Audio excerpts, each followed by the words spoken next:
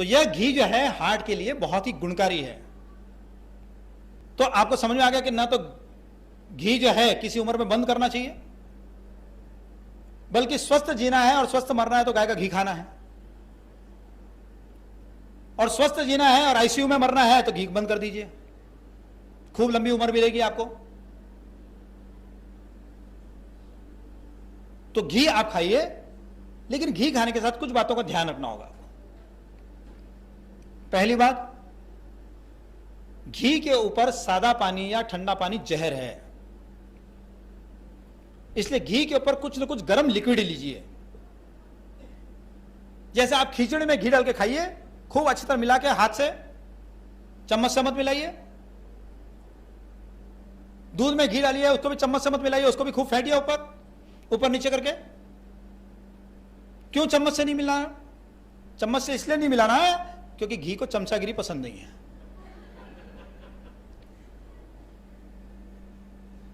तो उसको फेंटिए, जितना आप खिचड़ी को फेंटेंगे उतना घी की शक्ति बढ़ेगी, जितना आप दूध को फेंटेंगे उतना उसकी शक्ति बढ़ेगी, उतना वो सुपाच्य हो जाएगा, आराम से डाइजेस्ट कर सकते हैं आप उसको। तो आप घी खाइए आराम से। आपने खिचड़ी में घी डाल के खाया, ऊपर गर्मा गर्म कढ़ी पी लीजिए, ऊपर गर्मा गर्म दूध पी लीजिए। जलेबी खाई, ऊपर दूध पी लीजिए। लड्डू खाया, ऊपर गर्मा गर्म दूध पी लीजिए। गर्मा गर्म सूप पी लीजिए, और कोई भी गर्मा गर्म चीज अवेलेबल नहीं हो तो गर्मा गर्म पानी पी लीजिए। लेकिन घी के ऊपर अगर आपने सादा पानी पिया तो जहर का काम करेगा। अब होता क्या है, आजकल हम लोग होटलों में ज्यादा जाने लग गए। जैसे ही होटल में जाते हैं तो सबसे पहले वो क्या रखते हैं? स्टार्टर। मेरी भतीजी यहां बैठी है, मेरे को एक बार जब पीछे पड़ के लेके गई, चाचा आपका जन्मदिन है, आप महाकंजूस हो, कभी होटल लेके जाते नहीं। मैंने कहा अरे जन्मदिन कोई अच्छी चीज जगह जाके कुछ मनाना चाहिए, होटल कहां चल रहे हो? चलो कोई मंदिर चलते हैं। हैं, कोई मंदिर जाने की हमारी उम्र है क्या? छोटी थी उस समय, हमको होटल ले चलो। होटल में गया मैं, तो कई सालों के बाद होटल गया, तो उसने लाके पूरा रजिस्टर रख दिया। मैंने कहा भैया इसको तो पढ़ते पढ़ते सुबह हो जाएगी, ऑर्डर कब करूंगा? और मैंने कहा मेरे को कोई पीएचडी थोड़ी करनी है इन सब चीजों के ऊपर, इतना क्या बड़ा लाके रजिस्टर रख दिया यहां पर। फिर इसके बाद ये बोले कि स्टार्टर मंगाते हैं। मैंने कहा यार तुम लोग तो घर से ही स्टार्ट थे, स्टार्टर की क्या जरूरत है? चलो होटल, चलो होटल, चलो होटल, कब तो स्टार्ट हो रखे तुम लोग। नहीं नहीं चाचा ऐसा नहीं होता, वो स्टार्टर होता है एक, तो स्टार्टर मंगाया। मैंने कहा भाई तुम लोग ऑर्डर करो, मुझे तो कुछ समझ में नहीं आता है। फिर स्टार्टर के बाद फिर उन्होंने क्या मंगाया, सबने अलग अलग ऑर्डर दिया। मैंने थोड़ा इसमें से खाया, थोड़ा इसमें से खाया, थोड़ा इसमें से खाया, कुछ समझ में नहीं आया क्या खा रहा हूं, उनको भी नहीं मालूम था क्या खा रहे हैं। फिर मैंने कहा हो गए? बोला कहाँ हो गए? बोले डेजर्ट। मैंने कहा डेजर्ट क्या होता है? बोला आइसक्रीम। अब मैंने कहा कि भोजन के बाद कोई ठंडा खाया जाता है क्या? भोजन के बाद तो गर्म चीज खानी चाहिए, तो गर्म चीज तो पहले पी लिया, और फिर आइसक्रीम। तो फिर मुझे समझ में आया कि हां अब समझ में आया इसको डेजर्ट क्यों कहते हैं, कि जितना माल ताल खाया सब डेजर्ट हो गया। अब राजस्थान के लोगों से ज्यादा अच्छा कौन समझ सकता है डेजर्ट का मतलब?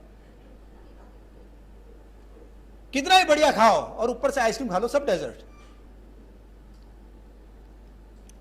इसलिए भोजन के बाद गर्म चीज लेनी चाहिए, भोजन के बाद ठंडी चीजें लेते हैं 50 बीमारियां होगी, एसिडिटी होगी, इंडाइजेशन होगा, कॉन्स्टिपेशन होगा। इसलिए भोजन के बाद हमेशा गर्म।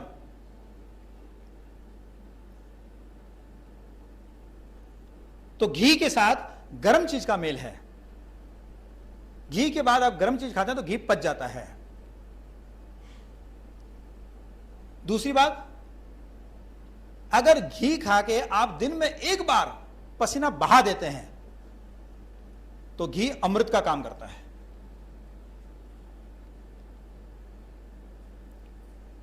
अपना पसीना बहाना है, दूसरों का नहीं। बोले मैंने कितने लोगों का पसीना बहा दिया। अपना पसीना नहीं बहाएंगे तो अमृत का काम करेगा। तो घी के बाद पसीना निकलना बहुत फायदेमंद है। अगर दिन में 24 घंटे में कभी भी पसीना निकल गया, पसीना बह गया, तो घी आपके लिए अमृत का काम करेगा। लेकिन हम क्या करते हैं, घी खाने के बाद एसी में बैठ जाएंगे, घी खाने के बाद अगर तेज फैन के नीचे सोएंगे। ये पसीना नहीं निकलने से 50 बीमारियां होती हैं, जिसके बारे में मैं कल बताऊंगा आपको। अब ये जो घी है,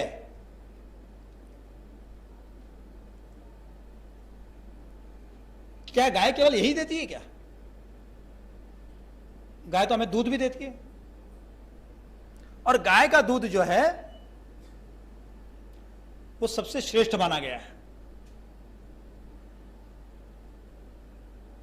इसीलिए एक बार एक बच्चे को पूछा गया क्लास के अंदर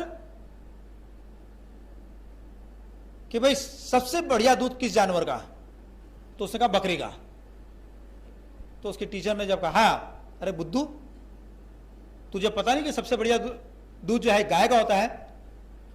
तो उसने कहा गाय तो मां है, आपने जानवर पूछा था इसलिए मैंने बकरी का बताया।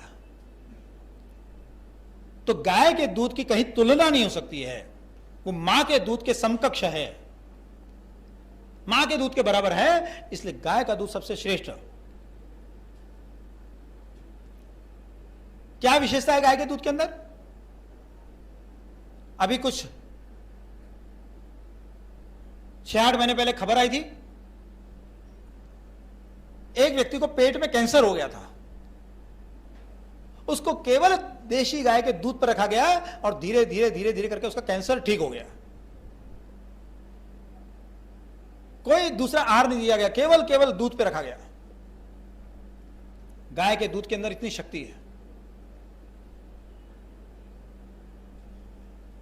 और गाय के दूध की विशेषता क्या है? हमारी मां जो है और गाय जो है, दोनों 9 महीने का गर्भ धारण करती हैं, दोनों का बिल्कुल सही समय है, इसलिए दोनों का दूध भी एक ही क्वालिटी का है। गाय का दूध पीने वाले बच्चे बड़े होशियार होते हैं, और भैंस का दूध पीने वाले भैंस के जैसे होते हैं। कैसे भैंस के जैसे? आप देखिए, गाय का दूध पीने वाला बच्चा जो है, इसको 100 गायों के बीच में छोड़ दो, बराबर अपनी मां के पास पहुंच जाएगा।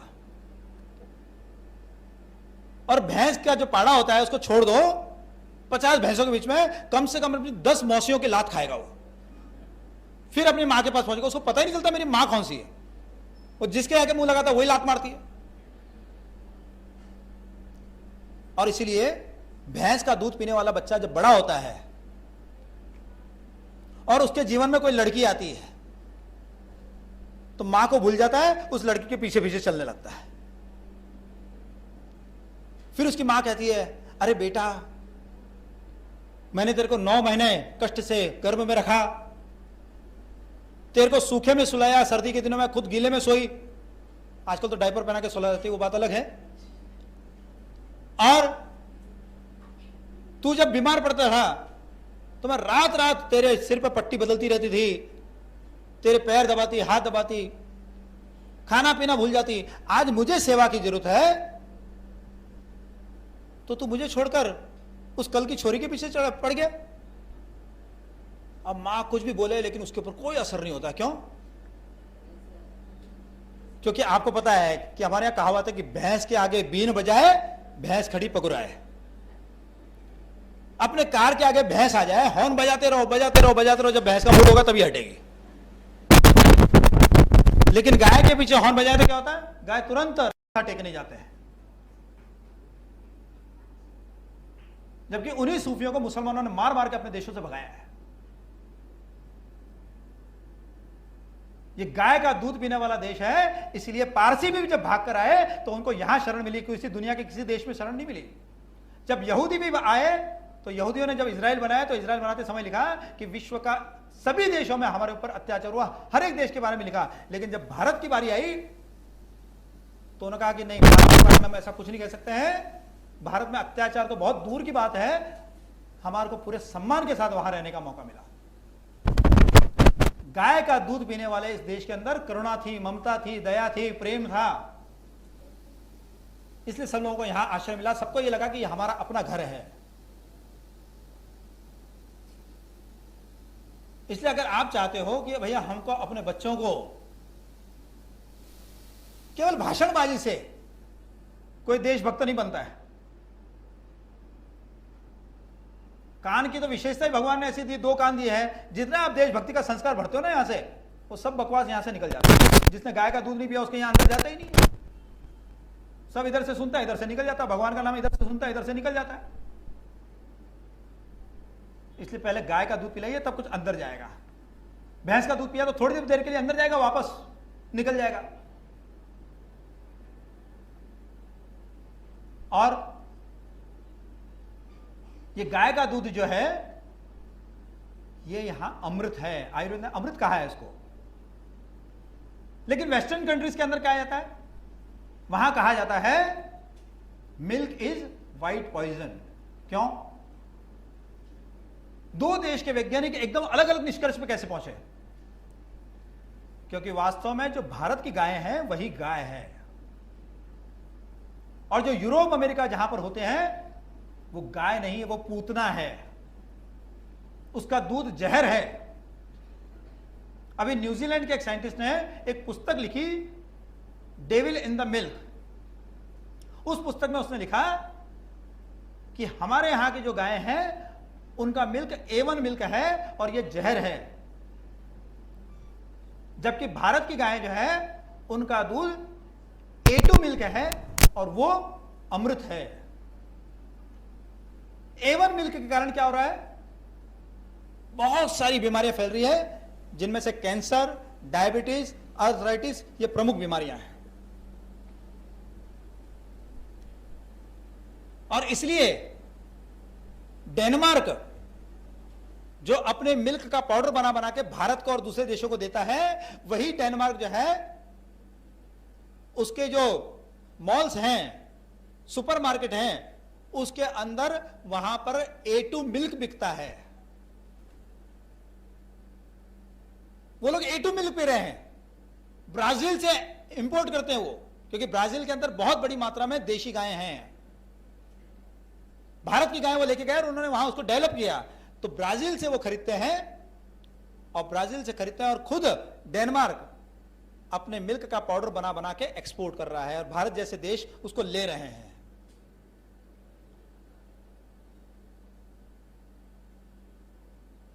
और इस बीमारी की, जब से मिल्क पाउडर आने लगा देश में, तब से बीमारियां फैल रही हैं। दूसरी बात है, मिल्क पाउडर पे डेयरियां क्या करती है, मिल्क पाउडर को ले मंगाती है, उसके अंदर पानी मिलाती है और उसको दूध के नाम से बेचती है। ये बहुत बड़ा धोखा है। आप मिल्क पाउडर बनाने के बाद वापस दूध बनाते हैं तो वो दूध नहीं बनता है, उसमें बहुत सारी कमियां रह जाती है। लेकिन इसके ऊपर कोई काम नहीं हो रहा है। आप ये कह सकते हैं कि भाई दूध की कुछ शक्ति इस पाउडर से मिल सकती है, लेकिन वो दूध बन जाएगा ऐसे कैसे है? लेकिन वो डेयरी क्या करती है, दूध के नाम से उसको बेचती है। ये कितना बड़ा फ्रॉड है इस देश के अंदर। वो दूध कैसे हो गया?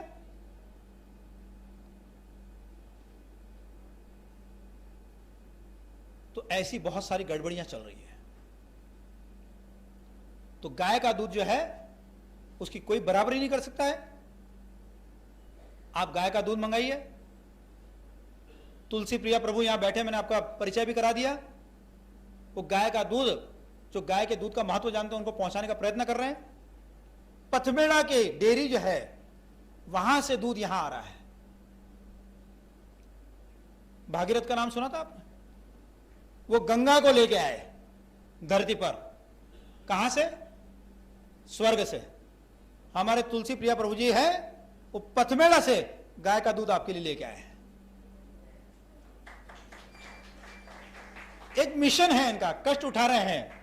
कितना कष्ट है वो मैं जानता हूं।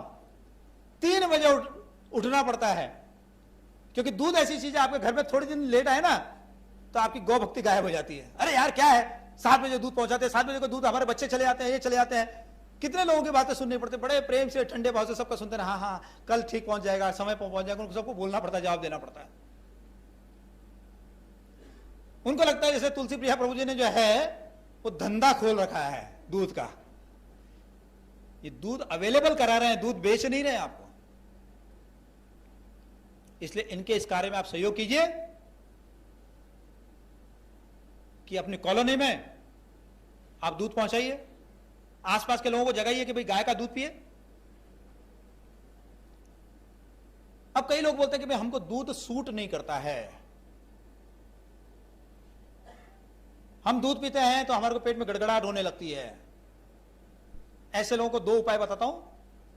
एक तो दूध में सूंठ का पाउडर जो होता है, ड्राई जिंजर, उसका पाउडर आप मिलाइए और 2 चम्मच देशी गाय का घी डाल दीजिए, आपको दूध आराम से पच जाएगा। लेकिन फिर भी अगर आपको दूध नहीं पचे तो फिर आप दही का सेवन कीजिए। लेकिन दही के अंदर एक बात ध्यान रखिए, दही की तासीर, दही की प्रकृति जो गर्म है। हम लोग सोचते हैं दही ठंडा है, लेकिन दही गर्म है। और कोरा दही नहीं खाना चाहिए, दही के अंदर कुछ ना कुछ मिक्स कीजिए। दही के अंदर नमक मिलाइए, शक्कर मिलाइए, जीरा मिलाइए, मूंग मिलाइए, ऐसे कुछ ना कुछ मिला के फिर आप दही लीजिए। दही का रायता बना लीजिए, दही की लस्सी बना लीजिए।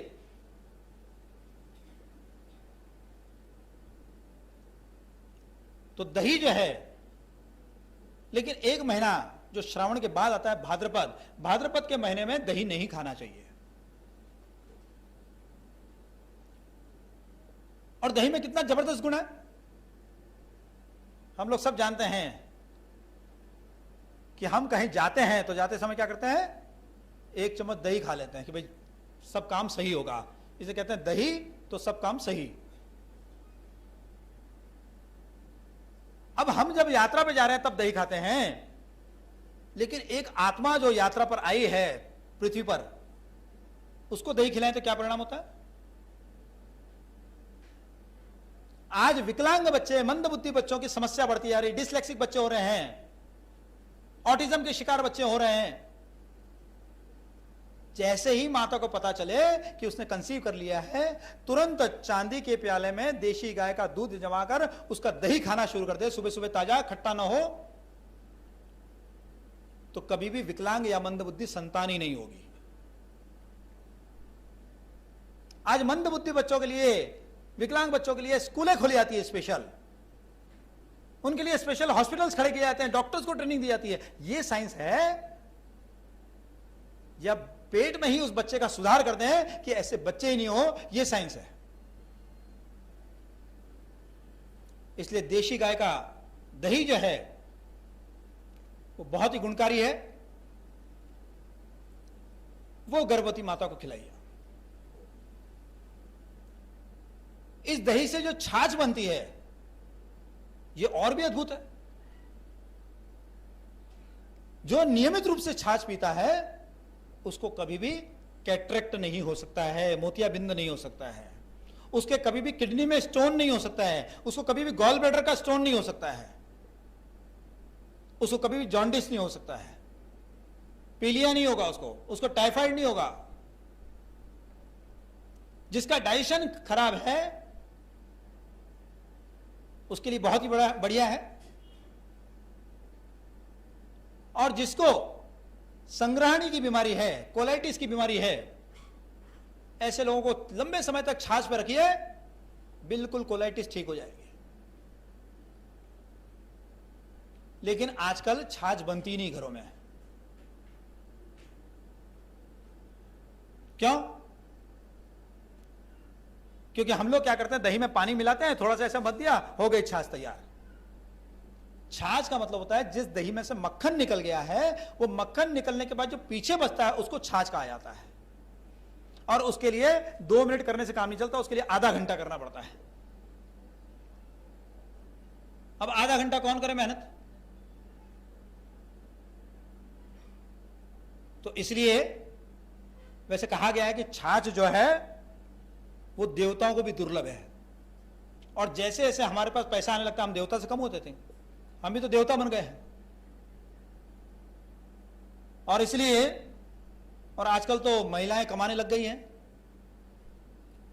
तो महिलाएं कमाने लग गई तो हर एक घर जो है स्वर्ग हो गया है, घर में रहने वाले सब स्वर्गवासी हो गए हैं।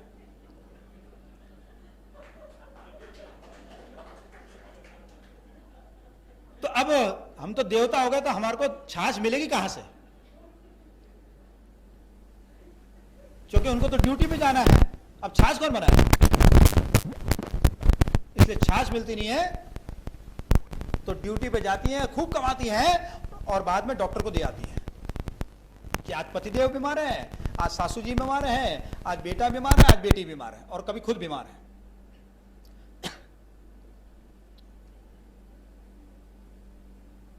ये छाछ जो है ये गजब की औषधि है, ये हमारे भोजन में होना ही चाहिए। केवल एक मास होता है अश्विन मास जिसको कहा जाता है, उस अश्विन मास के अंदर छाछ नहीं पीना चाहिए। उस अश्विन मास के अंदर दूध और खीर का सेवन किया जाना चाहिए।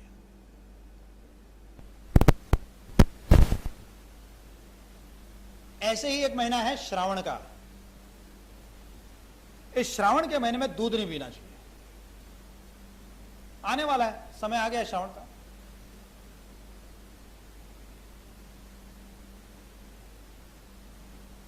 मैं कॉलेज में गया लेक्चर देने के लिए। वहां के प्रिंसिपल ने परिचय कराया कि आज जो हमारे बीच में वक्ता है वो गाय के बारे में आपको बड़ी अच्छी जानकारी देंगे। इतना कहना था कि एक बच्चा जोर से चिल्लाया, गाय हमारी माता है। सब बच्चे बोले आगे कुछ नहीं आता है। अब बच्चों का शुरू हो गया। अब प्रिंसिपल बोले अरे शांत हो जाओ, शांत हो जाओ। बच्चे काहे के शांत हो गए। फिर मैंने प्रिंसिपल को कहा मुझे बच्चों को टैकल करना आता है, आप बैठिए। मैं खड़ा हुआ। मुझे मालूम है कि जब मैं भी कॉलेज में पढ़ता था तो अपनी संस्कृति की हंसी उड़ाने में बड़ा मजा आता था। मुझे लगा कि इन बच्चों को भी हंसी उड़ाने में मजा आएगा, तो चलो इनको इसी के ट्रैक से गाय का महत्व समझाया जाए। तो मैंने, श्रावण का महीना था, मैंने उन बच्चों को पूछा, मैंने कहा भैया श्रावण का महीना है, इसमें किसकी पूजा होती है? तो सब बच्चे बोले शिव जी की पूजा होती है। मैंने कहा शिव जी को क्या चढ़ाते? बोले शिव जी को दूध चढ़ाते हैं। तो मैंने कहा इस देश के अंदर जो सेंसस आता है उसके अंदर रिपोर्ट आती है, 2011 के सेंसस की क्या रिपोर्ट आई है? इस देश में 5 करोड़ लोग ऐसे हैं जिनको रोज का 2 रुपया नहीं मिलता है। जिस देश के अंदर 5 करोड़ लोग ऐसे हैं कि जिनको रोज का 2 रुपया नहीं मिलता है, वहां हम लाखों लीटर दूध शिव जी पर डालते हैं और वो नाली में बह के चले जाता है। ये पाप है कि पुण्य है? एक तरफ वो 2 रुपए में कोई क्या करेगा, चाय तक नहीं मिलती है। अब 2 रुपए में उसको चाय भी पीना है, नाश्ता करना है, भोजन करना है, कपड़े पहनना है, घर के दूसरे खर्च चलाना है, ये संभव है क्या? तो बच्चे बोले नहीं संभव है। तो मैंने कहा जिस देश के अंदर इतनी दुर्दशा है, उस देश के अंदर हम लाखों लीटर दूध जो है शिवलिंग पर डालते हैं और शिवलिंग पर डालने के बाद वो दूध गटर में बह जाता है। अब बताओ ये पाप है कि पुण्य है? तो एकदम आवाज आई पाप। मैंने कहा कौन कौन बोल रहे हैं, हाथ खड़ा करो। 90% बच्चों के हाथ खड़े हो गए, प्रोफेसर्स के भी हाथ खड़े हो गए। मैंने कहा अच्छा जो पुण्य मानता है वो हाथ खड़ा करो, तो एक का भी हाथ खड़ा नहीं हुआ। मैंने कहा इसका मतलब ये 10% जो है ये कंफ्यूजन में है। मैंने कहा चलो अब इसका दूसरा पक्ष देखते हैं। मैंने कहा आयुर्वेद कहता है कि श्रावण के महीने में दूध नहीं पीना चाहिए। अब श्रावण के महीने में दूध नहीं पीना चाहिए तो दूध सरप्लस हो गया। अब सरप्लस हुआ तो कौन पिएगा इसको? एक भोलेनाथ ही तो है कि जब कोई कुछ पीता नहीं है तो जाके भोलेनाथ को दे दो। मैंने कहा इसलिए जाके भोलेनाथ पे चढ़ाते हैं क्या? मैंने कहा देखिए हमारी संस्कृति में भगवान के 2 रूप हैं। मैं केवल बच्चों के सामने मजाक के लिए कह रहा हूं, आप मत समझिए कि मैं कुछ हंसी उड़ा रहा हूं। मैंने कहा हमारी संस्कृति में भगवान के 2 रूपों की विशेष पूजा होती है, एक विष्णु रूप और दूसरे शिव रूप। मैंने कहा भोलानाथ जो है, भोलेनाथ उनको क्या कहा जाता है? भोलेनाथ कहा जाता है। अब एक नाथ भोले हैं तो दूसरे नाथ क्या होंगे? तो स्वाभाविक एक बच्चे ने कहा कि चंट। मैंने कहा बिल्कुल सही। मैंने कहा देखो तुलसी जो है कितनी स्वादिष्ट होती है, तो जब हम तुलसी चढ़ाते तो विष्णु जी कहते हैं आने दो, और बिलपत्र कड़वा कड़वा होता है तो बोले जाने दो, तो शिव जी को चढ़ा देते हैं। फिर मैंने कहा हमारे कृष्ण कन्हैया, उनको 56 भोग लगते हैं। कहीं ऐसा नहीं होता है कि भाई बिहार पहुंचे तो यहां लालू सब खा गया, गरीबी है, चलो मैं 52 भोग में काम चला लूं, या उड़ीसा है यहां कुछ जरा गरीबी है, चलो मैं 54 भोग में काम चला लूं। कहीं कॉम्प्रोमाइज नहीं, सब जगह 56 भोग। और हमारे शिव जी का क्या हाल है? किसी ने आग चढ़ा दिया, धतूरा चढ़ा दिया, शिव जी प्रसन्न, क्या मेरा भक्त है, मेरे को देखो क्या चढ़ा के गया है। को खाने की चीज है क्या वो? कुछ भी चीज, चौमासे में हम बहुत सारी चीजें नहीं खाते हैं। चौमासे में हरी सब्जियां नहीं खानी चाहिए, कंद नहीं खाना चाहिए, ऐसे बहुत सारी बातें हमने पढ़ी है। तो चौमासे में हम सब्जियां नहीं खाते हैं, लेकिन दिवाली के बाद क्या होता है? अन्नकूट होता है। उस अन्नकूट के दिन हम जो चीजें हमने चौमासे में नहीं खाई, वो सब के सब भगवान को भोग लगाते हैं। लगाते हैं कि नहीं लगाते हैं? उसके बाद हम खाना शुरू करते हैं। लेकिन हम मजे से गाजर खाते हैं, और जब शिवरात्रि का समय आता है, गाजर पकने लगती है, उसका स्वाद कम होने लगता है, तो हम क्या करते हैं? शिव जी को भोग लगा देते हैं। गाजर का हलवा बनाएंगे, शिव जी को भोग लगा रहे हैं। शिव जी कभी नाराज नहीं होते कि नालायक, जब अच्छी अच्छी कौड़ी कौड़ी गाजर आ रही थी तब तो खुद खाया जा रहा था, अब इस गाजर को पक गई है, स्वाद कम हो गया, तो लाके मेरे को भोग लगा रहा है। शिव जी खा लेते हैं। क्यों? जब देवताओं को मार रहे थे असुर, तो देवता दौड़ के गए विष्णु जी के पास। विष्णु जी ने कहा कि भाई तुमको अगर बचना है तो अमृत पियो। बोले अमृत कहां मिलेगा? तो बोले समुद्र का मंथन करना पड़ेगा। तो बोले ठीक है। अब जैसे ही समुद्र का मंथन शुरू हुआ कि क्या निकला उसमें से? हलाहल विष। मामूली विष नहीं, हलाहल विष। अब भागे विष्णु जी के पास। बोले आप तो बोले थे अमृत निकलेगा, ये तो हलाल विष निकल गया यहां से। तो विष्णु जी ने कहा कि तुमने पूरा सिलेबस क्यों नहीं सुना? पहले क्यों भाग गए? बोला भुगतो। बोले प्रभु जी बचाओ। बोले जिसका डिपार्टमेंट है उसके पास जाओ। अब गए शिव जी के पास। अब शिव जी के पास गए तो शिव जी को कहा, रोने लगे। अब शिव जी तो आशुतोष भोलेनाथ, देखा कि अरे भक्त बड़े कष्ट में। बोले क्या हुआ? बोले प्रभु जी हलाहल। प्रभु जी उठा के पीने लगे। पार्वती माता जी पास में बैठी थी, उन्होंने लेके कंठ दबाया यहां पर। बोले ये क्या कर रहे हैं? तो नीलकंठ बन के रह गए। अब मैंने छोटे में बचपन में कहानी सुनी थी। मैंने कई संतों को पूछा कि भाई शिव जी के पास तो इतने सारे गण थे, कोई उन्हें रोक देता? अच्छा नहीं रोका तो कोई बात नहीं, कोई दूसरा कंठ दबा लेता। तो पार्वती माता को इतना कष्ट उठाने की क्या जरूरत थी? इतने ऐसे अद्भुत अद्भुत गण, कोई हाथ बढ़ा के रोक देता उनका गर्दन को? किसी भी संत ने इसका उत्तर नहीं दिया। इसका उत्तर मिला मुझे विवाह होने के बाद, कि पति का कंठ दबाने का मौलिक अधिकार जो है वो सिर्फ पत्नी के पास होता है, इसलिए पार्वती जी ने किया ये। तो ये जो है हमारी संस्कृति में एक विशेष बात है। हम लोग शिव जी को, सॉरी विष्णु जी को कहते हैं ये पालन करता है, और शिव जी के बारे में क्या कहते हैं? संहार करता है। इसलिए जिनसे हमारे प्राणों का पालन होता है वो सब चीजें विष्णु जी को भोग लगती है। इसलिए विष्णु जी को जो भोग लगता है वो प्रसाद कहलाता है, और जिनसे प्राणों का संहार होता है वो सब विष कहलाते हैं। और इसलिए शिव जी के ऊपर विष चढ़ता है, और जो शिव जी के ऊपर चढ़ता है वो प्रसाद नहीं होता है। वो पुजारी अपने धंधे के लिए भले उसको प्रसाद बना दे, लेकिन वो कभी प्रसाद नहीं होता। मैं सोमनाथ के मंदिर गया था, उन्होंने मना कर दिया कि नहीं यहां प्रसाद नहीं चढ़ता है। मैं देखने के लिए गया था कि क्या करते हैं ये लोग।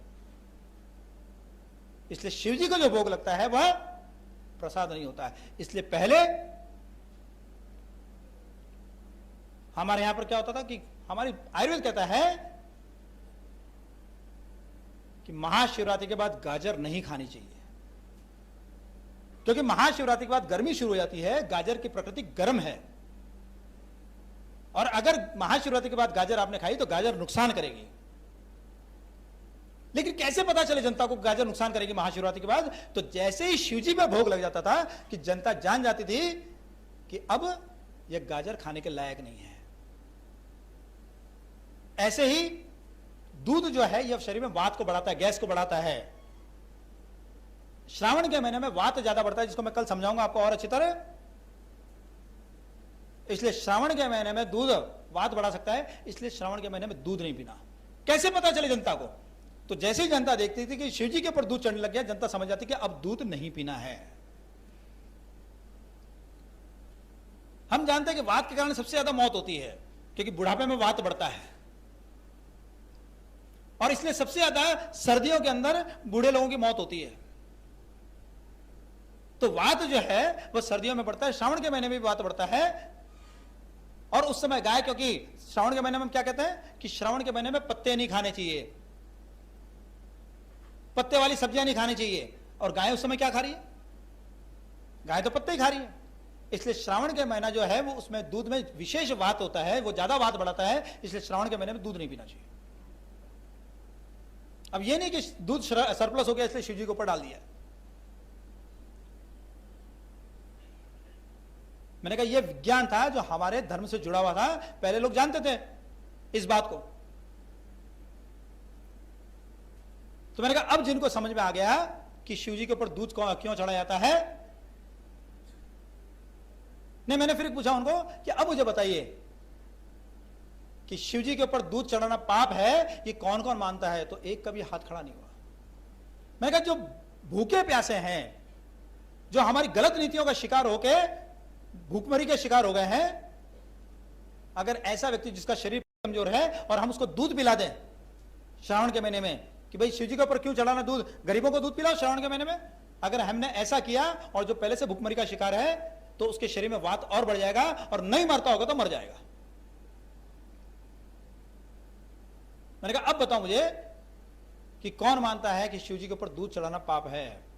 एक का भी हाथ खड़ा नहीं हुआ। इसलिए जब तक हम अपने विज्ञान को नहीं समझेंगे तब तक हम लोगों को समझाएंगे क्या? अब आप बोलेंगे भाई श्रावण के महीने में दूध तो पीना है, बच्चों को क्या पिलाएं, छोटे बच्चों को क्या पिलाएं? इसलिए ही कहा गया कि जब आप सीधा दूध लेंगे वो नुकसान करेगा। आप श्रावण के महीने में दूध के अंदर सूंठ के पाउडर का उपयोग कीजिए, आप उसका रूप बदल दीजिए, फिर आप उसका उपयोग कर सकते हैं। लेकिन ऐसे ही दूध लेंगे तो नुकसान करेगा।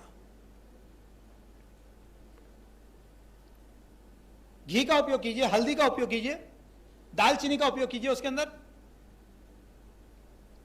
जो वात नाशक चीजें हैं उनको उसमें मिलाइए और फिर दूध पीजिए आप। तो माता जी आप जब दूध भेजेंगे ना अभी तो एक साथ में चिट भेज देना कि श्रावण शुरू हो गया, सूंठ पाउडर मिला के दूध पिए। और तुलसी प्रिया प्रभु आप भी,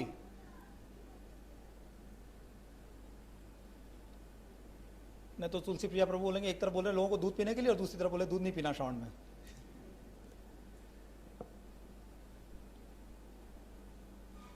आयुर्वेद ने सबसे अधिक महत्व दिया है तो समय को दिया है। अगर समय गलत हो तो अमृत भी विष हो जाता है, और उचित समय पर विष भी अमृत का काम करता है। तिल का तेल बहुत बढ़िया है, लेकिन 4 महीने बहुत अच्छा है सर्दी के मौसम में।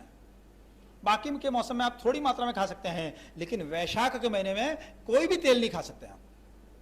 वैशाख के महीने में हर चीज केवल गाय के घी में बननी चाहिए।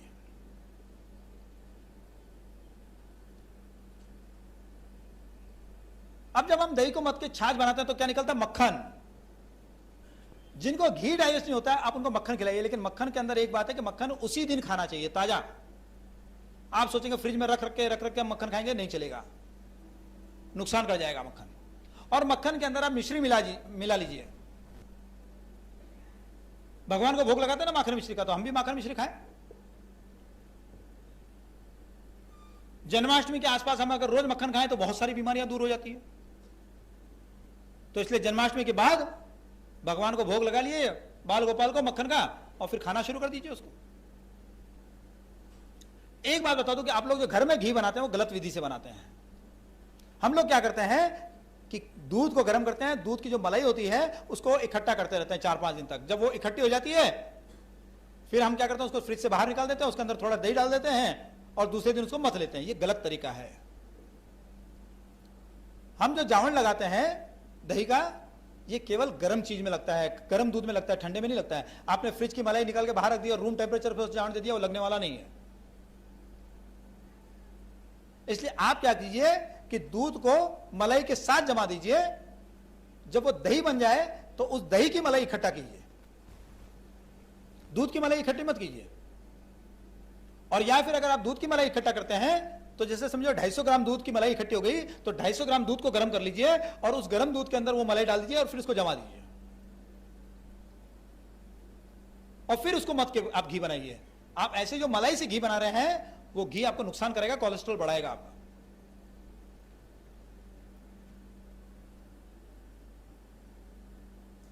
तो यह घी के बारे में मैंने आपको बताया। अब ये नाक में जो घी डालते हैं इसके और भी कुछ फायदे हैं क्या? सबसे पहला फायदा जो माताओं के लिए है, जिनके बाल गिरते हैं वो लोग नाक में घी डालना शुरू कर दें, 1 से 1.5 महीने के अंदर बाल जो झड़ना बंद हो जाएंगे। और बाल से लेके इतनी परेशान रहती है, मुझे समझ में नहीं आता भगवान की क्या माया है कि गंजे पुरुष ज्यादा होते हैं और चिंता माताओं को ज्यादा होती है। मेरे बाल गिर रहे हैं, मेरे बाल गिर रहे हैं। मैं तो कभी देखता नहीं, बहुत कम दिखती है बिना बाल की, लेकिन 4 बाल गिरे तो ऐसा एकदम रोना धोना मच जाता है, मेरे बाल गिर रहे हैं। और फिर टीवी पे जिस चीज का ऐड है वही खरीद के लेके आ जाते हैं।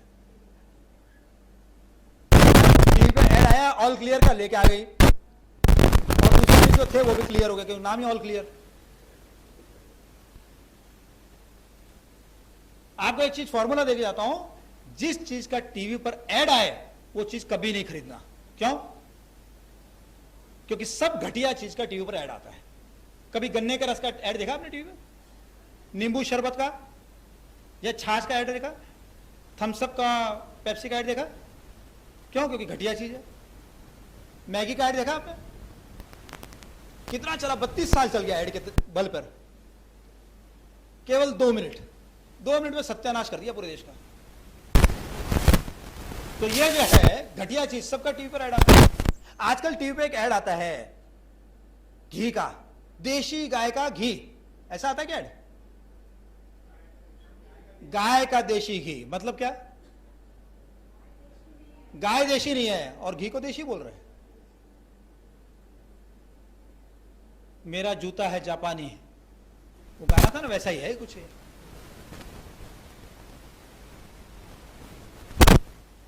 इतना बड़ा धोखा देश के साथ। मेरे पिताजी ने 94 से प्रचार करना शुरू किया, देशी गाय का घी, देशी गाय का घी, देशी गाय का घी, देशी गाय का घी खिलाओ, हार्ट पेशेंट को वो ठीक हो जाएंगे, देशी गाय का घी खिलाओ, बहुत सारी बीमारी ठीक हो जाएगी। उसके बाद पिताजी को सुन के हजारों लोगों ने बोलना शुरू कर दिया, देशी गाय का घी खाओ, देशी गाय का घी खाओ। और अचानक एक बाबा टीवी पर लेके आ गया गाय का देशी घी, भाषण देशभक्ति का, और काम क्या? गाय को मारने का। अच्छी अच्छी गौशालाएं जो घी बनाती थी बढ़िया, वो सब एक दिन के अंदर झूठी हो गई। जो घी जो है मार्केट में 1000-1200 रुपए किलो बिक रहा था, अचानक मार्केट में 350 रुपए किलो का घी आ गया। सबने कहा अरे वो तो ब्रांडेड है, वो तो टीवी पर उसका ऐड आता है, वो तो बढ़िया घी है, आप लोग तो हमको लूट रहे हैं। एक तो गौशालाओं की वैसे ही इकोनॉमी खराब, और ऊपर से इन्होंने आके उनका घी बिकवाना बंद कर दिया। ये घी बिकना बंद हुआ, उसके कारण बहुत सारी गौशालाओं को, बहुत सारे किसानों को, बहुत सारे गौपालकों को जबरदस्त नुकसान हुआ। देश के करोड़ों गौपालकों को नुकसान हुआ इससे। इसलिए ये ध्यान रखिए कि जिस चीज का टीवी पर ऐड आता है वो चीज आप कभी भी नहीं खाएंगे, वो चीज कभी भी नहीं खरीदेंगे। यही उसका सबसे बढ़िया उपयोग है। टीवी को बोलते हैं इडियट बॉक्स है, उसका काम ही आपको इडियट बनाएगा, ज्ञान देने का काम थोड़ी है उसका। तो आप जिस चीज का टीवी पर ऐड देखते हैं वो घी कभी नहीं खाएं, और दूसरों को भी सावधान करें कि वो गाय का देशी घी है, वो देशी गाय का घी नहीं है। और वो देशी घी भी है कि नहीं है ये भी पता नहीं, क्योंकि आपको जितना चाहिए उतना मार्केट में मिल रहा है। इतनी गाय कट रही है, लोग बोलते हैं देशी गाय दूध नहीं देती है, देशी गाय दूध नहीं देती है, तो फिर इतना घी कहां से आ रहा है? और आप कैलकुलेट कीजिए, कहीं पर भी आपको 40 रुपए लीटर के नीचे दूध नहीं मिलेगा, और कम से कम 25 लीटर दूध के अंदर 1 किलो घी निकलता है। 1000 रुपए का दूध हो गया, फिर उसके ऊपर आपका दुनिया भर का लेबर लग रहा है, फिर उसके ऊपर आपके फ्यूल लग रहा है, फिर उसका आपको पैकेजिंग का खर्चा आता है, फिर उसका ट्रांसपोर्टेशन का खर्चा आता है, फिर टैक्सेशन का खर्चा आता है, फिर कमीशन रहता है, फिर उसके अंदर डैमेजेस रहते हैं, सब चार्जेस जोड़िए, किसी भी हालत में घी जो है आपको 1500 रुपए के नीचे नहीं पड़ेगा। आप कैसे 450 रुपए के अंदर बेच सकते हैं मार्केट के अंदर? इसका मतलब है कि या तो इसके अंदर कोई बहुत बड़ा घोटाला है, और या फिर सोना बोल के पीतल बेचा जा रहा है। तो हमको बचपन में कहानी पढ़ाई थी पंचतंत्र के अंदर या हितोपदेश के अंदर, कि एक शेर बूढ़ा हो गया था, शिकार कर नहीं पा रहा था। बोला अब क्या करें? तो एक दिन क्या हुआ, उसने किसी की हत्या की थी, कोई पैसे वाला जा रहा था, उसको हत्या की, तो उसकी जो पत्नी थी उसकी कड़ा जो है वो उसको खा गया। खाने के बाद उसका कड़ा रह गया, तो सोने का कड़ा था। उस शेर ने क्या किया कि वो कड़ा ले लिया।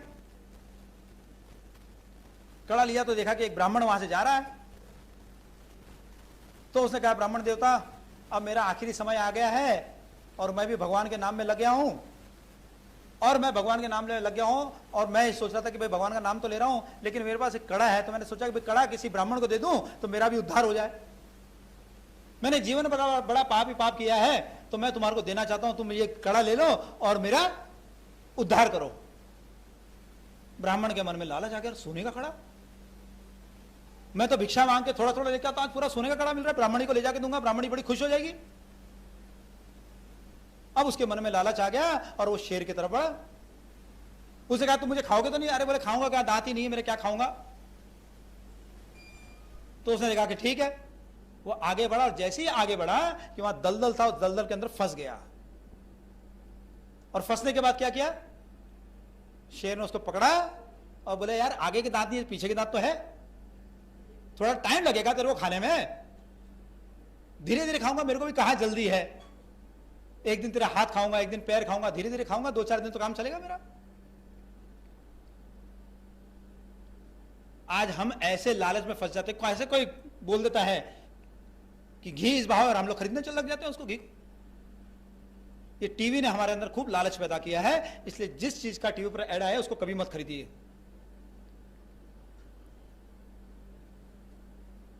अब नाक में घी डालने के और क्या क्या फायदे हैं? कोई भी बीमारी टेंशन के कारण होती है। डायबिटीज है, टेंशन हुआ कि शुगर लेवल हाई हो जाएगा। अस्थमा है, टेंशन हुआ कि अस्थमा के अटैक आने शुरू हो जाएंगे। ब्लड प्रेशर है तो ब्लड प्रेशर हाई हो जाएगा आपका। शरीर में दर्द है तो दर्द एकदम बढ़ जाएगा। आप जब नाक में घी डालते हैं तो इससे कोई भी टेंशन एक लिमिट से ज्यादा नहीं होता है, और इसलिए आप किसी भी बीमारी से बच जाते हैं। नहीं तो कई बार क्या होता है कि हम महीने भर दवाई खाते हैं, बीमारी हमारे कंट्रोल में आती है, और अचानक टेंशन हुआ कि टेंशन होते फिर से बीमारी वहां के वहां पहुंच जाती है जहां महीने भर पहले थी। तो यह टेंशन को कंट्रोल करने के लिए बहुत बढ़िया चीज है। उसके बाद सिर से संबंधित कोई भी बीमारी हो, सिर दर्द है, चक्कर आते हैं, वर्टिगो की प्रॉब्लम है, आप नाक में घी डालिए। आंख से संबंधित कोई भी समस्या है, आंख में जलन होती है, आंख में चुभन होती है, डॉक्टर कह रहे हैं कि आपकी आंखें सूख रही है, ग्लाइकोमा की प्रॉब्लम हो रही है, आप नाक में घी डालना शुरू कर दीजिए, आंख की सब समस्या खत्म हो जाएगी। कान से संबंधित बीमारी है, कान का पर्दा फट गया है, कान में से पस आ रहा है, कान में आवाज आ रही है, कान में दर्द हो रहा है, उसमें भी आप नाक में घी डालिए। साइनोसाइटिस की प्रॉब्लम है, नाक की हड्डी बढ़ गई है, उसमें भी आप नाक में घी डालिए। पहले दिन ही आराम, आज रात को आपने नाक में घी डाला है और आज रात को ही आराम, आपको कोई भी नेजल ड्रॉप्स नहीं लेनी पड़ेगी। एलर्जी की प्रॉब्लम है, आपको छींकें आती है, सुबह सुबह उठते 25-30 छींकें आती है, आप नाक में घी डालिए, दूसरे दिन आपको 2 से ज्यादा छींकें नहीं आएगी। एलर्जिक अस्थमा है, आप नाक में घी डालिए। जब एलर्जी ही नहीं होगी तो अस्थमा का अटैक कहां से होगा? एक दिन में आराम।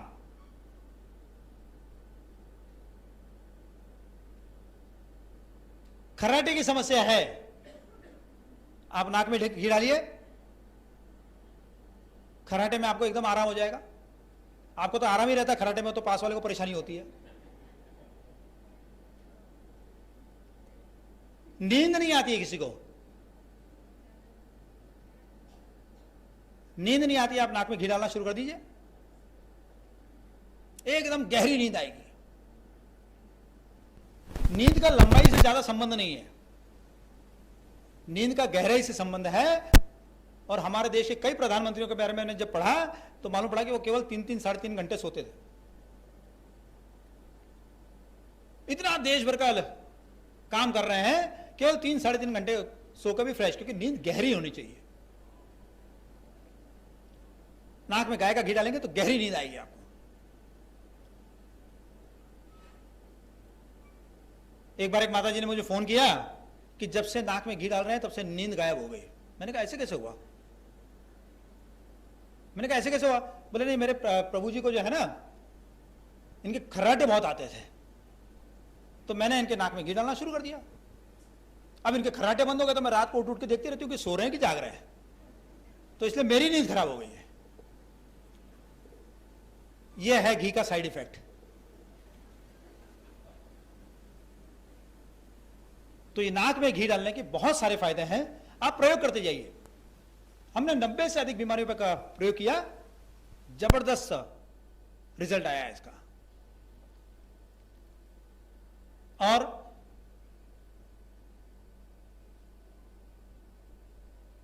पार्किंसंस की समस्या है, नर्वस सिस्टम से रिलेटेड बीमारी, उसमें आप नाक में घी डालिए, उसमें आपको तुरंत आराम हो जाएगा। कम से कम इतनी गारंटी तो है कि उसके बाद पार्किंसंस बढ़ेगा नहीं। अगर बहुत ज्यादा बढ़ गया है, बढ़ेगा नहीं। अगर इनिशियल स्टेज पे है तो ठीक भी हो सकता है।